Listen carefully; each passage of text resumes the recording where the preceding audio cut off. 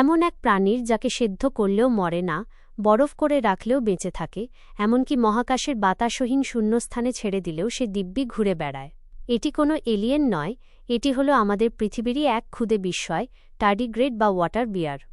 আপনি ঠিকই শুনেছেন, এদের সহ্য ক্ষমতা অবিশ্বাস্য। এরা প্রায় ১৫০ ডিগ্রি সেলসিয়াস উত্তাপে ফুটন্ত পানিতে বেঁচে থাকতে পারে, আবার -২৭২ ডিগ্রি সেলসিয়াস অর্থাৎ হাড় কাঁপানো ঠান্ডাতেও এদের কিছুই হয় না। এমনকি সমুদ্রের গভীরতম তলদেশের চেয়েও ৬ গুণ বেশি চাপ এরা অনায়াসে সহ্য করতে পারে।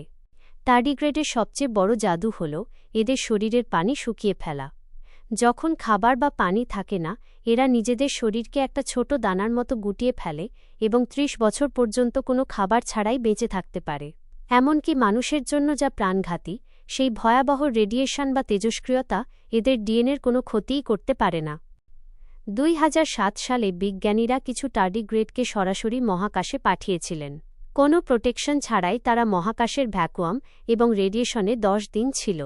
অবাক করার বিষয় হল, পৃথিবীতে ফিরে আসার পর তারা শুধু জীবিতই ছিল না, বরং স্বাভাবিকভাবে বংশবৃদ্ধি করতেও সক্ষম হয়েছে। এদের ডিএনএতে এমন এক প্রোটিন আছে যা এদের কোষকে ধ্বংস হওয়া থেকে রক্ষা করে। আপনার কি মনে হয়, এই টার্ডিগ্রেড কি আসলে পৃথিবীর প্রাণী, নাকি ভিন গ্রহের কোনো জীব? নিজের শরীরকে এমনভাবে বরফ বা গরম থেকে বাঁচানোর ক্ষমতা কি অন্য কোনো প্রাণীর আছে? কমেন্টে আপনার মতামত জানান। আর এরকম ইনফরমেটিভ ভিডিও পেতে সাবস্ক্রাইব করে সাথেই থাকুন।